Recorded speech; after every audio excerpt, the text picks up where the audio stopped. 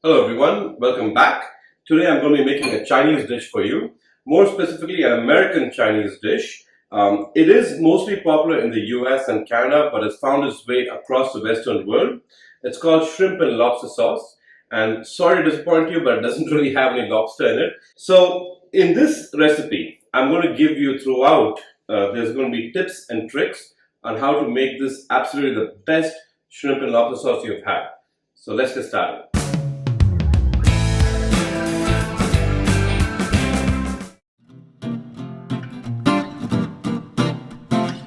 The very first step, you want to have clean, deveined shrimp without the tail on, just completely cleaned all over, and that's what I have over here. That's about 14-15 pieces. In a kilo, you get about 20-25 of them in this size. So all I'm going to do, and this is the first trick that you will need, right? This is baking soda, about little less than a half a teaspoon, about a third or so. So I'm going to drop some baking soda in there. And I know I showed this to you, but you can't really see it because it's white on white, right? So anyway, I drop my baking soda in there and I'm going to put some water. Now, why do I put baking soda in a shrimp dish, you might ask? Very simple. So what the baking soda does is it helps keep the shrimp nice, juicy and crispy. So what we're going to do is give this a quick mix with the baking soda and just water enough to cover the shrimp. I think I have a little less water. I'm going to add some more. Okay, that should do it. And we give that a stir to make sure the baking soda incorporates into the water.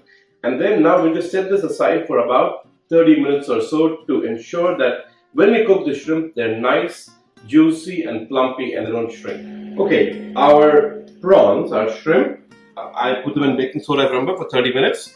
I've taken them out. I've washed them at least 3 times to get rid of any taste of baking soda. You don't want to taste that. It's going to taste nasty. So this is drained and ready.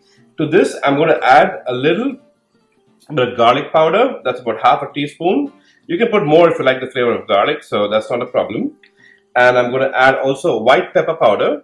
That's again another half a teaspoon of that. Also going to add some salt, just a pinch for now because we're going to add some more later. So maybe that's about a quarter teaspoon. So that should be good.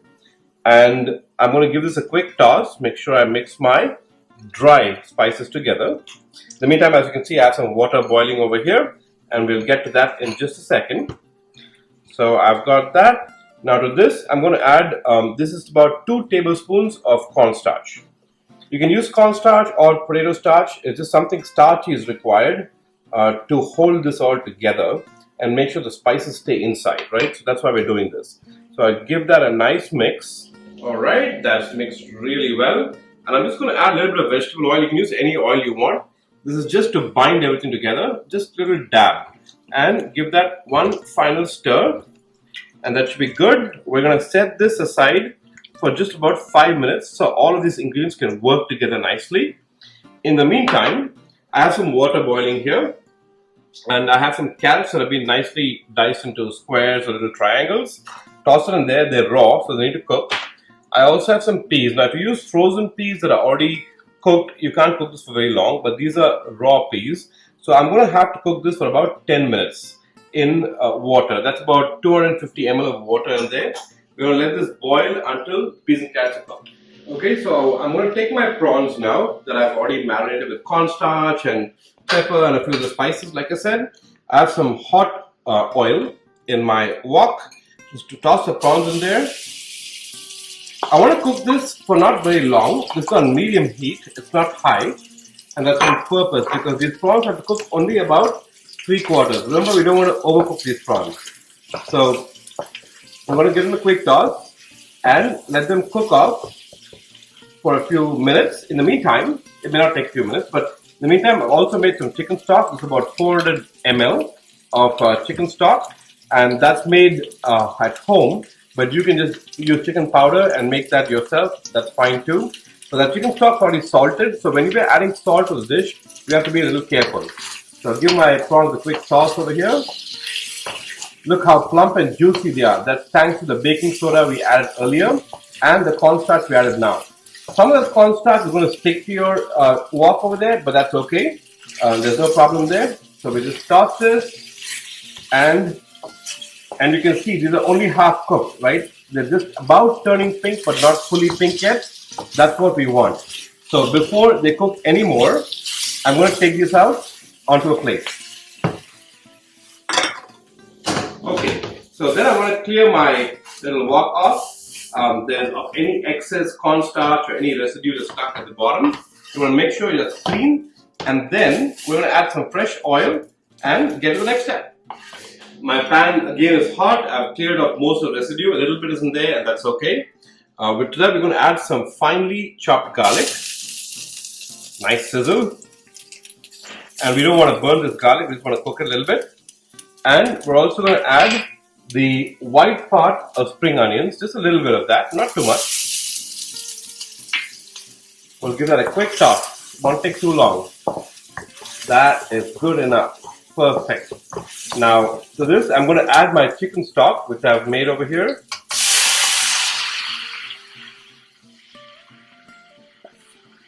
And we want to let this come to a gentle boil. This is on high heat right now. I'm going to turn my heat down later. So, while my water is boiling, I'm also going to add some Chinese cooking wine. If you don't have this, don't worry, it's optional. It adds a lot of flavor. So I'm just going to add a couple of tablespoons of this as well. My chicken stock with garlic and onions have come to a nice boil.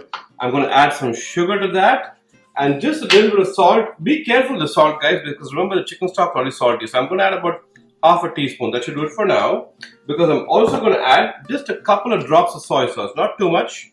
And just to make sure I don't put too much, I'm going to put in my little cap here. Now that I already got too much in there, see? That's why we be careful. Just 2 or 3 drops. This is not a dish that's supposed to look typical brown color. Now in this, we'll throw in our peas and carrots, which are already cooked about 80%. The rest of it will cook off in there. Give that a quick stir. And now here's the next part. So to this, I'm going to remove my spoon. And I have here egg white. Now I've just separated the yellow and the white. This is just 2 egg whites that I've beaten to make sure I have a nice consistent liquid. Now we want to toss that in there slowly. And I'm using chopsticks. The reason I'm using chopsticks is because they'll make a nice little flakes of egg instead of big chunks of scramble. We don't want big chunks of scramble in there. We toss it in there slowly. And what you want to do is at this point, before I toss the rest of it, I'm going to turn my heat off because we don't want to do this on at hot temperature. So we'll move it off heat, and that's hot enough. Trust me guys, this is still going to cook the egg. So we toss in there and keep swirling, and just keep swirling. Now this is about 2 eggs, and it's your call. If you don't like too much egg, you can use less egg. If you don't like egg at all, then you don't have to, but then it won't be a true shrimp and lobster sauce, will it? So I've got my egg nice and cooked. Now I'm going to add some cornstarch slurry, and this is just primarily to thicken the sauce up. We don't want it thin, of course. So we just add some of that in there. That should thicken it up. And remember guys, our heat is off at this point. So we give that a quick stir, and that should thicken my sauce right up. You can see it's already getting a little thick. That's perfect. Now the last step, I'm going to add my shrimp in there. And remember they're 80% cooked, 70-80%, but they're going to cook in the residual heat.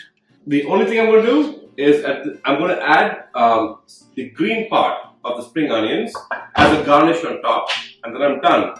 Perfect shrimp and lobster sauce. Reminds me of my college days when I felt a little adventurous and a little extravagant. I'd go out and get shrimp and lobster sauce instead of a kung pao chicken or something. And really heartwarming dish, soul food for me.